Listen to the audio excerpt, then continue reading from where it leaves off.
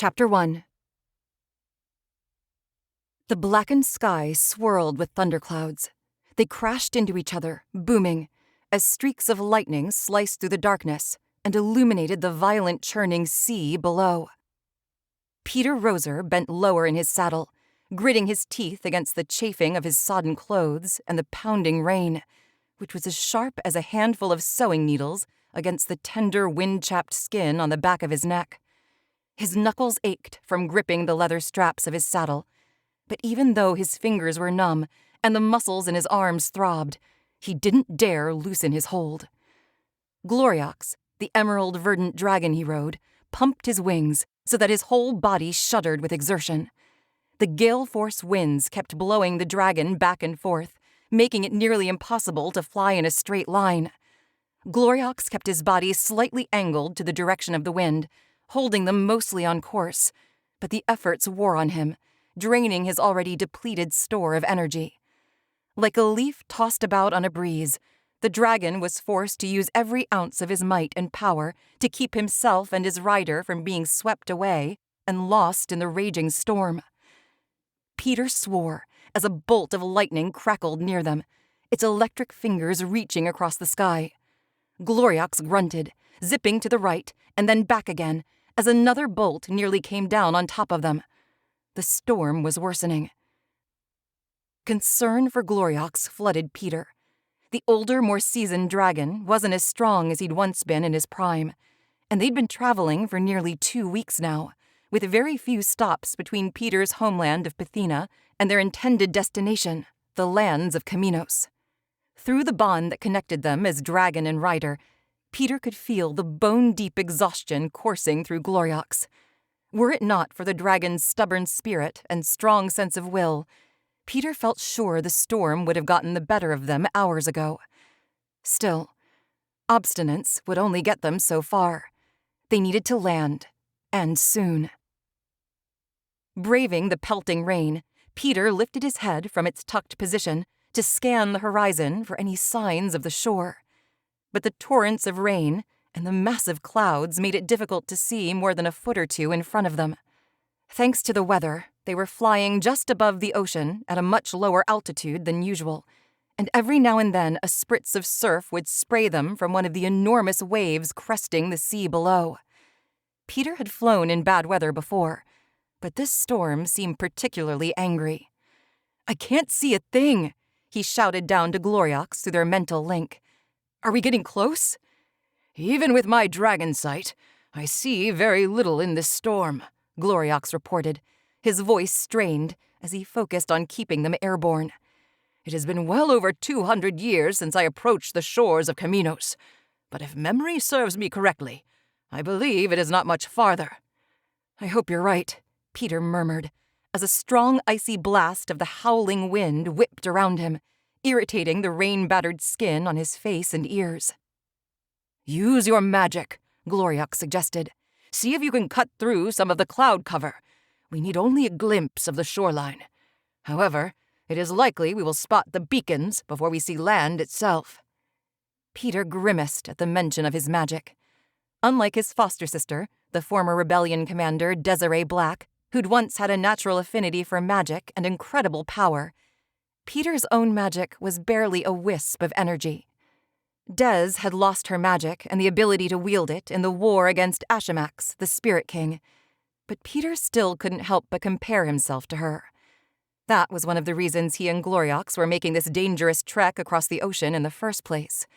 The war against the Spirit King had left a permanent mark on the people of Pithina, Pieter included.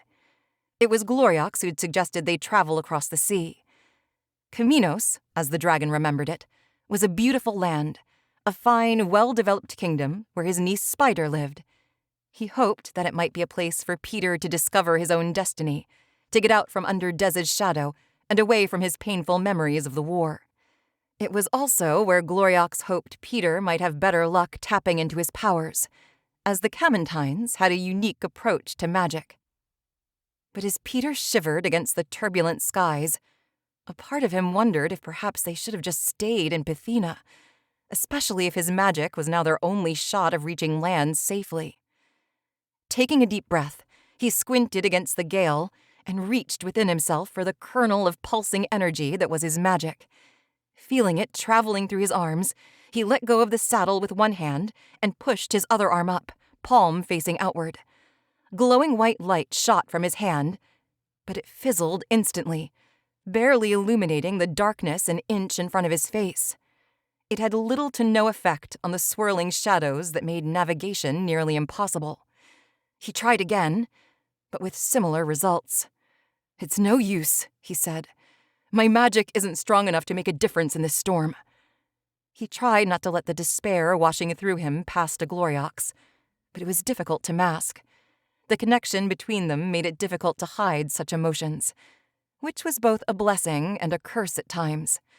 The old dragon sent a rush of reassurance through the bond. "Do not fret, my young friend. I remember the way to Chamenos as surely as I remember my own name, and I do believe we are close. Soon, the beacons will guide us in."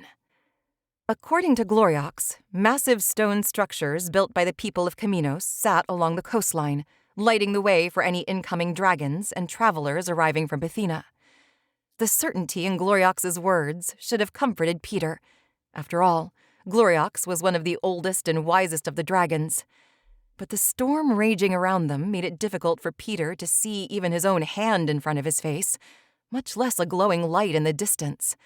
Still, he did his best to shield his eyes, scanning the horizon for any spark of a golden yellow light against the backdrop of the midnight sky. The rain picked up, and with the temperatures dropping, sleet had begun falling in horizontal sheets. Pieter's teeth started to chatter, and his entire body shivered. Gloriox continued to push his weary body to its limits, and just like Pieter couldn't hide his feelings from the dragon couldn't hide his discomfort from Pieter. A deep pain radiated from his wings, and not for the first time did Pieter curse himself for not being more proficient with his magic. If he were more like Des, he could better aid his dragon. "You mustn't think like that, and you mustn't worry about me," Gloriox said, reading his thoughts. "I've lived for hundreds of years, boy. You think a little thunderstorm is going to stop me?" This made Pieter snort. "You really are a stubborn old codger, aren't you? We're practically flying in a hurricane, and you act like it's nothing." The dragon must have chuckled, for Pieter felt the vibrations of his laughter in his legs. "I've flown in worse." Gloriox had a way of making even the most dire of circumstances seem not so bad.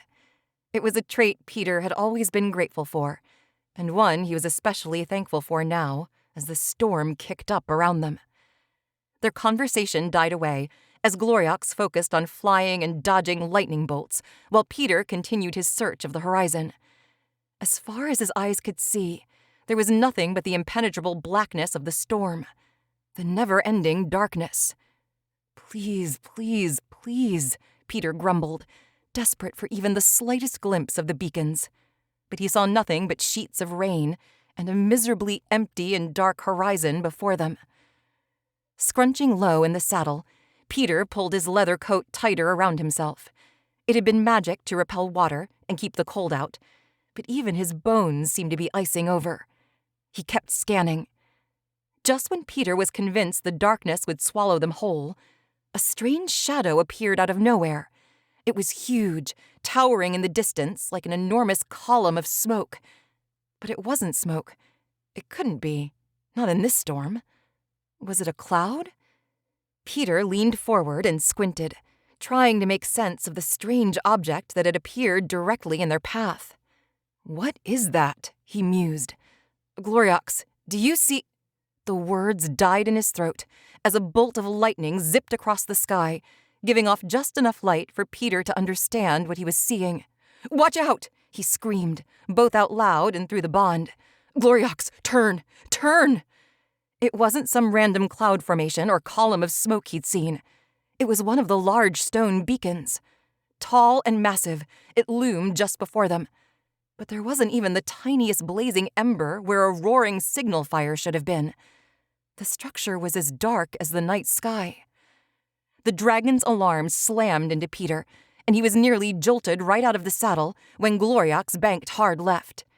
Peter's stomach flipped over at the sharp change of direction, and he groaned as he struggled to stay on the dragon's back. Thanks to Gloriox's quick maneuver, they narrowly avoided slamming into the structure. But just barely. If he had wanted to, Peter could have reached out a hand and skimmed the surface of the rocks that made up the base of the tower. I don't understand. Gloriox sounded frantic. Why wasn't it lit? The beacons are always lit. I don't know, but at least we know we're near land. The idea of a warm campfire and a meal in his gullet made Peter's insides quiver. Yes, the dragon agreed, but I fear we may not like what we find when we land. I've never known a time when the beacons went unlit. Is it possible the storm is the culprit? Peter asked. No, those beacons are lit with magical dragon fire. They should be impervious to all conditions of weather. If the beacons have gone dark, it doesn't bode well for Chamenos. The words sent a chill racing through Peter's body, and now his insides quivered for a different reason. The ominous tone of the dragon's voice reminded him of the many times the old dragon had discussed war strategy with Des. It brought back a flood of memories of fighting atop him in the war against the Spirit King, in a time when they had been fighting for not only their lives, but the fate of the free world. A time when danger hadn't just been expected, but a guarantee. It wasn't a feeling he relished. Soon, tiny golden spheres appeared in the distance, the lights from a small village. Claria, Gloriox supplied. That's the village of Claria. It appeared to be of a similar size to Peter's own village of Bleakwater, back in Pathina. The thought of his old home tugged ever so slightly at his heart, but he shoved the feeling away. What do you think? He asked. Should we land there? Gloriox breathed in to respond, but a spasm of pain in the dragon's back stole his words. Peter winced as some of the sharp pain reached him through their connection, and he placed a palm on the dragon's glittering scales. He needed to make a decision for them both, and quickly. I know you're exhausted, but do you think you can make it just beyond the village? I think it might be better if we go unnoticed for a little while, especially if there's a reason those beacons have gone dark. Peter felt, rather than heard, Gloriox's acquiescence, and he lifted up a quick prayer to the Creator Goddess that the old dragon would have enough strength to land safely.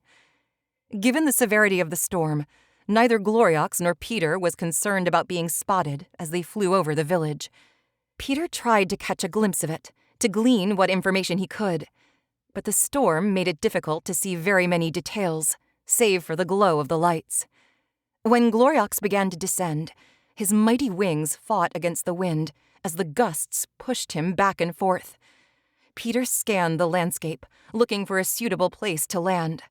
The forest beyond the village was dense, but he spotted a large outcropping of rocks on the far east side at the base of a small mountaintop. It would provide shelter from the wind, if nothing else, and there appeared to be a tiny stream nearby, which would give them a source of fresh water. It was also close enough that he could easily walk to the village if need be, but far enough away that they wouldn't draw attention to themselves unless someone came searching through that part of the forest. There, he said, pointing it out to Gloriox. It's the best we're going to get, I think.